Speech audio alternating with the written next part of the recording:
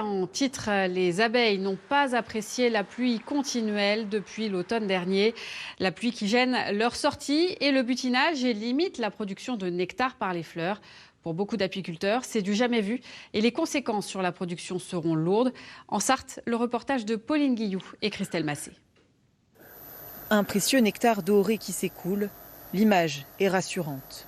Il y a quelques semaines, lors des premières récoltes de miel, cet apiculteur constate, impuissant, que le compte est loin d'être atteint. Pour notre entreprise, on devait produire sur la base printemps, entre le printemps et l'acacia, une vingtaine de tonnes de miel. On a réussi à en produire cette année uniquement 1,8 tonne, même pas 10% de ce qu'on espérait. La principale raison de ce marasme, ce sont les fortes précipitations du début d'année. Conséquence, les abeilles ne peuvent pas sortir de leur ruche pour se nourrir. Cette année, il a donc fallu les alimenter. D'ordinaire, elles sont entièrement autonomes. On a dû effectivement intervenir pour les sauver, pour les nourrir au printemps. Et malgré ça, on a quand même perdu quelques ruches. Nous, sur l'exploitation, sur les 800, on en a perdu une centaine, mortes de faim, parce qu'on n'a pas pu intervenir à temps pour nourrir tout le monde en même temps. Des colonies d'abeilles affamées, affaiblies.